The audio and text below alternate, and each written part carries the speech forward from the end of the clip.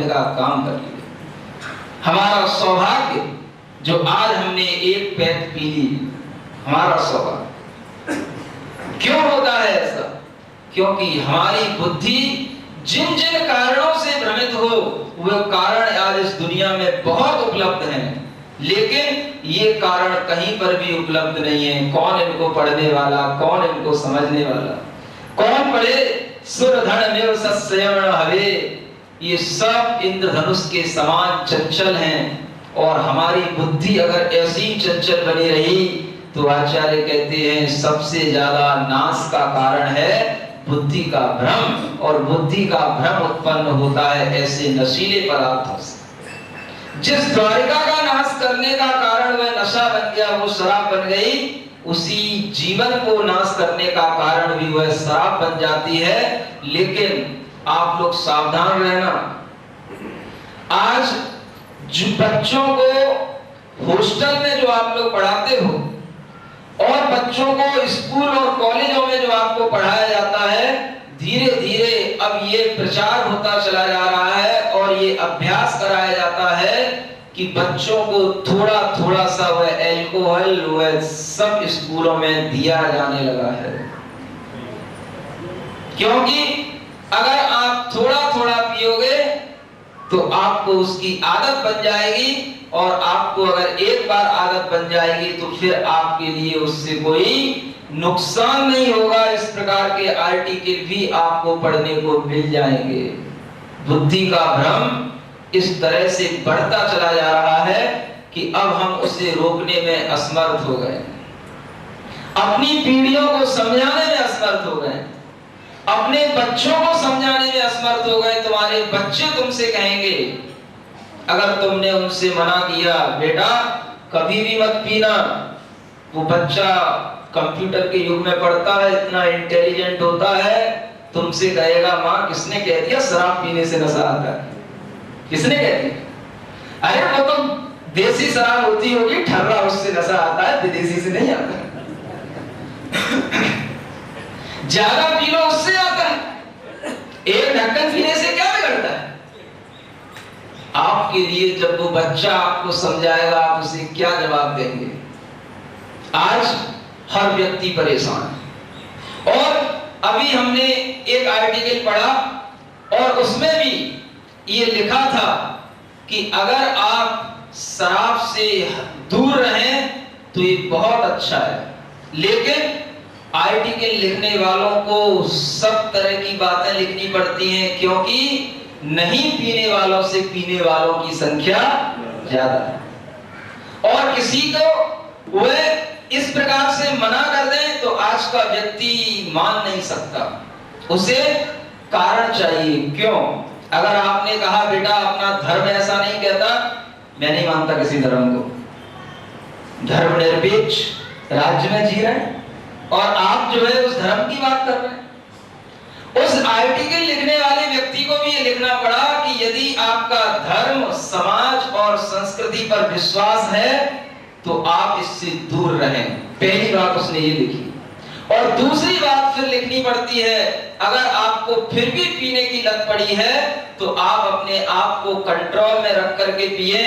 और एक चेतावनी दी गई, देखो उसमें जो सबसे बड़ी चेतावनी, अभी कुछ दिन पहले का संडे का वह आर्टिकल है, और उसमें लिखा है कि कभी भी आप जिस समय पर आप डिप्रेशन में आ जाते हैं, या जिस समय पर आप कोई ज्यादा उत्सव मनाने के भाव में आ जाते हैं, एंजॉय करने के भाव में आ जाते हैं, उस समय पर भी आप उसको न छुएं न पिए।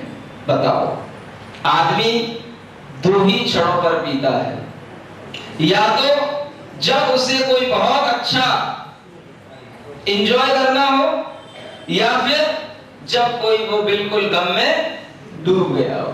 दो ही बार में पीता है, और दोनों समय पर पीने से बहुत हानियां होती हैं, वो उसमें लिखा है। क्योंकि इन दोनों समय पर यदि आप उस समय पर पीते हैं तो उससे आपको वो पीने की लत बढ़ती ही चली जाएगी। कभी भी क्या कहते हो आप लोग, पीता हूं गम भुलाने। अच्छा, किसी भी पीने वाले का गम कभी बुझा ही नहीं है, कभी नहीं बुझ सकती। लोग सोचते हैं कि उतने समय तक हमारी बुद्धि में वो गम ना आए। ध्यान रखना, वो गम तो आपकी बुद्धि में गम की तरह चिपक गया है। दुनिया की और बातें सब आपको भूल सकते हो, भूल जाओगे, लेकिन उस पीने के बाद में जैसे ही वो थोड़ी सी डाउन होगी, आपको उसी बात को, उसी गम की याद आएगी जिस गम को बुझाने के लिए आपने पी। देख लिया, क्योंकि बुद्धि और सब जगह से नष्ट होती चली जाती है, उसका केवल एक बिंदु पर उसका सेंट्रलाइज होता चला जाता है, और वह यह रहता है कि हमने जिस उद्देश्य से पिए उस उद्देश्य से वह कभी भी उसमें सफल हो नहीं पाता। लोग एडवर्टाइज करने वाले एडवर्टाइज कर देते हैं, दुनिया को एक धारा में बहाने के लिए अनेक प्रकार की फिल्में भी बन जाती हैं, और सब उसको देख करके बह जाते हैं, लेकिन बुद्धिमान लोग उन सब से ऊपर रहते हैं। फिल्म भी बनी होगी, शराबी देखी भी होगी, कोई भी ऐसा नहीं होगा जिसने नहीं देखी होगी। और उस फिल्म में जो रोल करने वाला कौन है? बस एक ही तो हीरो है दुनिया में। कितने ही पैदा हो जाए लेकिन उसकी शादी आज तक फिर भी नहीं, कितना ही बूढ़ा हो जाए वो, लेकिन जब तक वो है तब तक उसका नाम। ध्यान रखना, उसने जो फिल्म बनाई है वो फिल्म बनाकर के भी वो उतनी नहीं पीता है जितनी उस फिल्म को देख करके लोगों ने पीना सीखा। वो भी नहीं पीता। और उसके पिता हरिवंश राय बच्चन, उन्होंने एक मधुशाला लिख डाली, लेकिन उस मधुशाला में भी उन्होंने जीवन के उन तथ्यों का वर्णन किया कि अगर आपकी आंखों में ज्ञान हो और वो देखने की दृष्टि हो, तो उस मधुशाला में भी आपको जीवन के सही रहस्य समझ में आए। उस मधुशाला से उसने लोगों को मधुशाला के लिए प्रेरित नहीं किया, उसने अंत में एक टिप्पणी लिखी है कि हमारे उस कायस्थ परिवार में कभी भी ना पी गई है और ना कभी भी हम लोग पीते हैं, लेकिन ये सब एक चित्रण दुनिया के समक्ष एक श्रृंगारिक रूप में इस जगत की सत्यता को बताने के लिए किया गया है। ये उस व्यक्ति ने लिखा है। आप समझो, जो व्यक्ति हमारे सामने इस प्रकार के साहित्य और फिल्म देकर के चले जाते हैं वो हमसे बहुत ऊपर रहते हैं, लेकिन हम अपनी अज्ञानता में ऐसे पागल हो जाते हैं कि बस एक सामने झूमने लग जाए तो हम अपने आप झूमने लग जाते हैं। और ज्यादा तो कुछ नहीं, अगर उसको देख रहे हो सामने सामने तो भी हमें झूमने की आदत पड़ जाती है। वो बच्चन आज भी नहीं पीता, उसके पिता हरिवंश राय ने कभी नहीं पी, लेकिन वो मधुशाला लिख गए, वो शराबी फिल्म बना गया, लेकिन किसी ने कभी उस आदत को नहीं डाला। और आज की ये अज्ञानता में जीने वाले लोग उसका समर्थन करते हैं। आज ऐसे ऐसे आर्टिकल आते हैं, लोगों को उसका समर्थन करना पड़ता है कि भैया पियो, लेकिन ध्यान से कितनी पीना है। अगर तुम्हारा धर्म पर विश्वास है तो तुम उसको कभी भी छूना नहीं। भारतीय संस्कृति में तुम्हारा विश्वास है तो तुम कभी उसको छूना नहीं, और उसके लिए कभी पूछने की जरूरत नहीं है कि हमें क्यों नहीं पीना, क्योंकि जहर ही होता है। आचार्यों ने, ऋषियों ने, संतों ने, मुनियों ने अगर कहा है कि बेटा जहर मत छूना, तो उसमें कोई तर्क करने की जरूरत नहीं है कि जहर क्यों नहीं छूना। जिससे तुम्हारा धर्म भ्रष्ट हो जाए, जिससे तुम्हारी बुद्धि भ्रष्ट हो जाए, जिससे तुम्हारी संस्कृति नष्ट हो जाए, ऐसी वह एक बूंद तुम्हारे जीवन को जलाने के लिए पर्याप्त हो सकती है। कभी भी ये विचार मत करना कि उस जहर को हम चख करके देख लें, भले ही नहीं पिया हो लेकिन मन में विचार आ सकता है, क्योंकि आजकल बहुत प्रकार की पार्टियां चलती हैं, बहुत प्रकार की, और सब प्रकार के लोगों की चलती हैं। पहले तो पार्टियां केवल पुरुषों की चलती थी, युवाओं की चलती थी, अब तो महिलाओं की भी बहुत पार्टियां चलती हैं। किटी पार्टी क्या होता है अभी तक नहीं मालूम है, क्योंकि हमने देखी नहीं, अपने जमाने की ये चीज है। और उन पार्टियों में जो लोग जाते हैं, इकट्ठे होते हैं, धीरे धीरे ऐसे ही एडिक्ट बनते चले जाते हैं। और वह हानि कहां से शुरू होती है? तो एंजॉय करने के जो एक तरीके हमारे सामने गलत आ गए हैं, इसी से हानि इस संस्कृति को हो रही है, इसी से हानि इस पीढ़ी को हो रही है। और उतनी बड़ी हानि कि जो देव निर्मित वस्तु है वह द्वारिका भी जल सकती है जब उस शराब से, तो तुम अपने घर, अपने परिवार और अपने जीवन को जलाने के लिए एक बूंद ही पर्याप्त समझ लेना।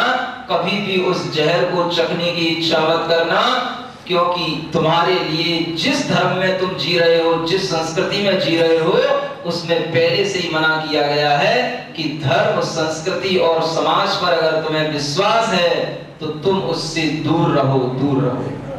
प्रश्न करने का चांस ही नहीं। प्रश्न वहां किया जाता है जहां पर हमें आगे बढ़ना हो, हमें उस दिशा में आगे बढ़ना ही नहीं है। प्रश्न करने का कोई मतलब ही नहीं। और एक बहुत बड़ी बात कि अगर एक बार गलत दिशा में, गलत रास्ते पर आदमी कदम बढ़ा लेता है तो उसका फिर हर कदम गलत ही होता है। गलत दिशा में बढ़ाया गया प्रत्येक कदम गलत ही होता है। आप उस दिशा में बढ़कर के कोई अच्छा भी काम करेंगे तो भी आप गलत ही कहलाएंगे। आप उस दिशा में बढ़कर के चाहे फिर बाद में कुछ भी धर्म करें, दान करें, पुण्य करें, वो सब आपके लिए गलत ही कहलाएगा, सब अधर्म कहलाएगा। ये ऐसी चीजें हैं जिन्हें हमारे लिए बचपन से भुट्टी में, उस संस्कृति में पिलाया जाता है और कहा जाता है यदि आपको हेल्दी, वेल्दी और वाइज बनना है तो आप इन चीजों से दूर रहें। कल हमने एक छोटा सा नियम दिया था, है?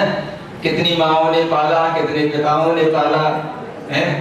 थोड़े से हाथ उठते हैं, वो भी सहमे सहमे से उठते हैं, लेकिन कोई बात नहीं, हम भी अब आपको छोड़ने वाले नहीं हैं। अब पाला पड़ गया है तो आपको भी झेलना पड़ेगा और आपको हंस के झेलाऊंगा, ऐसी बात नहीं है। और आपके लिए वैसे सुबह 5 बजे, 5:30 बजे एक दिन में तो जग नहीं सकते, क्योंकि जिनको राक्षसों जैसी आदत पड़ गई है तो वो राक्षस एक दिन में तो मान नहीं सकते। अब इन राक्षसों को जगाने के लिए आपको और मेहनत करनी पड़ेगी, कंटिन्यूअस मेहनत करनी पड़ेगी। ऐसा नहीं कि एक दिन महाराज ने नियम दिया तो बस एक दिन। उन राक्षसों को जगाने के लिए आप कंटिन्यूअस मेहनत करो। और कल हमने कहा था कि केवल बस उनको जगाना, और आज मैं कह रहा हूं कि कल जगा करके उनको सड़क पर बाहर लाना और कहना कि जहां से महाराज जाते हैं उसी रास्ते से उनके पीछे पीछे जाना। समझ में आया?